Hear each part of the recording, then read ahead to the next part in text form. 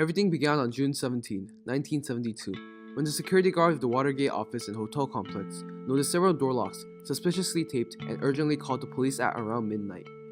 Two off-duty cops, Sergeant Paul Leeper and John Barrett, happened to answer the call.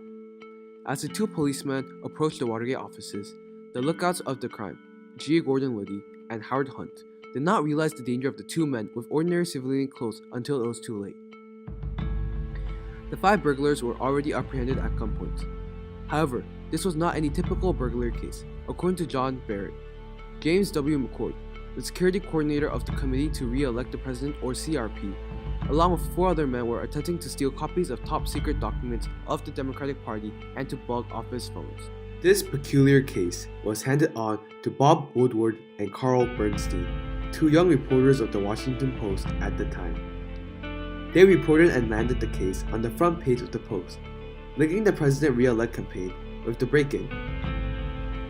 Mike Phelps, FBI Associate Director, who was for long referred to as Deep Throat, gave top-secret information to Woodward and Bernstein on the crime and how it deeply connected to the White House. This was what further led Bob Woodward and Carl Bernstein to publish a report on August 1st, uncovering to the public some more ties between the burglary and the CRP. The report stated that a $25,000 check that had been earmarked for the Nixon campaign wound up in the bank account of a Watergate burglar. This evidence suggested that the Nixon re-elect campaign may have directly paid thousands of dollars to the burglars for breaking into DNC headquarters and for giving top-secret information on the Democratic nominee, George McGovern. However, this did not affect the presidential election in 1972, and Nixon was re-elected with one of the greatest landslide victories in history. Soon after the inauguration, two of Nixon's former aides, G. Gordon Liddy and Howard Hunt, as co-conspirators, along with the five burglars, were convicted of conspiracy, burglary, and wiretapping on January 30, 1973. But due to the burglars staying silent, the court trial ended without any real proof of a larger conspiracy. Judge John Sirico, who thus believed that the greater truth had been undiscovered, prompted the Senate to create the Select Committee on Presidential Campaign Activities, led by conservative North Carolina Democrat Samuel Ervin Jr. on February 2, 1973, which will commence a formal investigation on President Richard Nixon's last re-election campaign and any illegal activities that may have occurred, especially with regards to Watergate. Meanwhile, as the sentencing hearing continued for the burglars, on March 23, 1973, Judge Sirica read aloud a pivotal letter that James W. McCord had written to him. The letter alleged that perjury has been committed during the Watergate trial and that political pressure had forced the defendants to remain silent. This sparked great interest on the Watergate incident throughout the public, as the allegations pointed out to obstruction of justice and conspiracy from the higher government offices, especially the White House.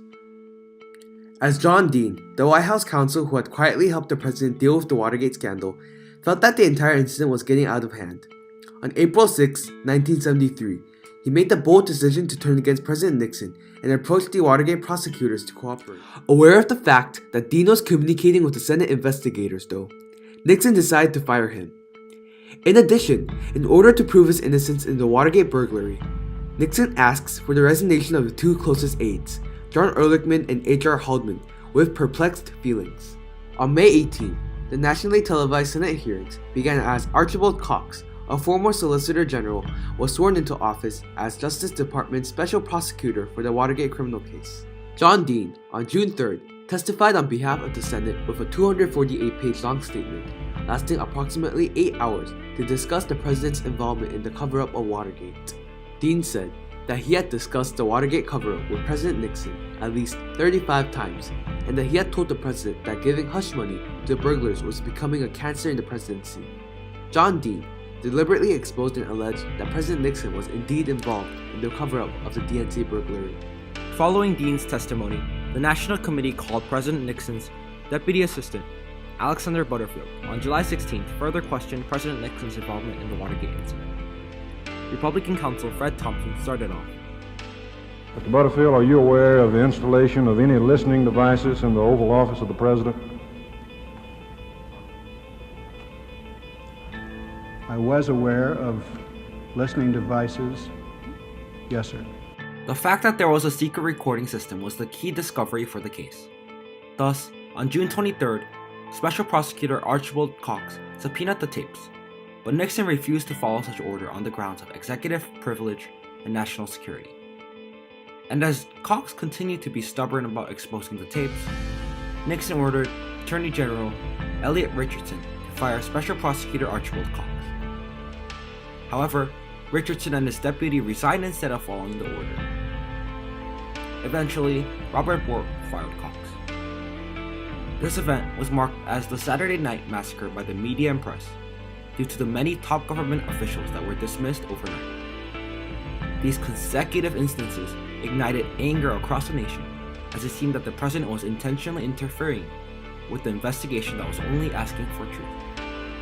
Even after the Saturday Night Massacre, the White House perpetually refused court orders to hand over the tapes. This only ended when the U.S. Supreme Court, on July 24, 1974, firmly ordered President Nixon and the White House to release the full recordings.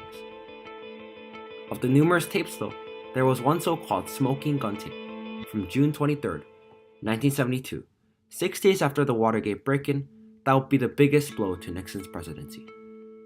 The recorded conversation that the president had with H.R. Haldeman included Nixon agreeing to use the CIA as means to deter the investigation of the FBI.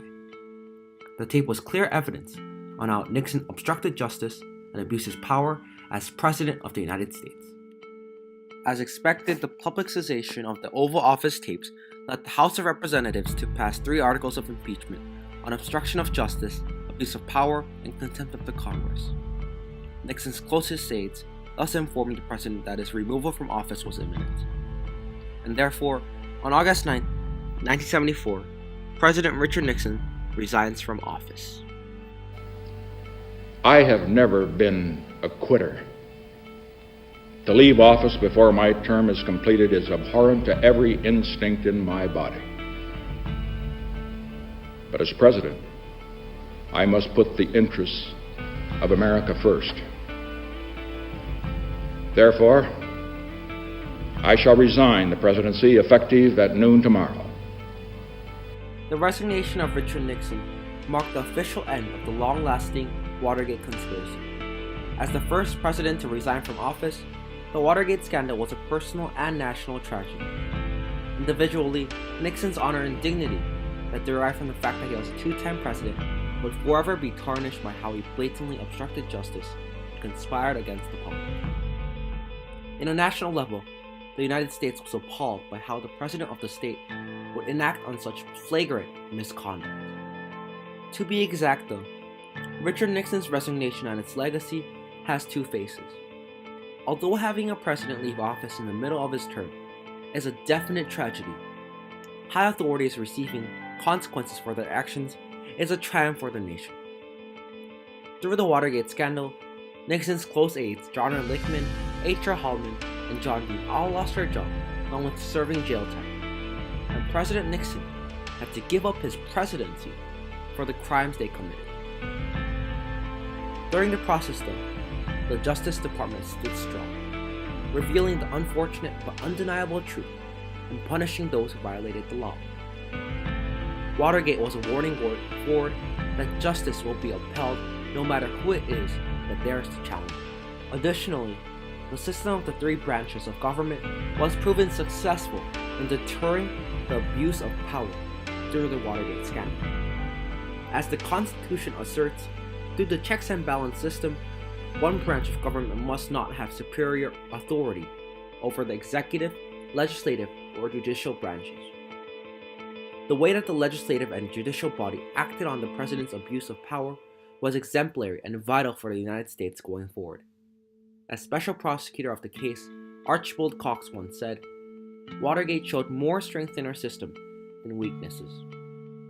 Through the entire scandal, there is much that the nation as a whole learned from, despite the tragic outcome. The only way to genuinely describe Watergate and President Nixon's resignation would be triumph and tragedy.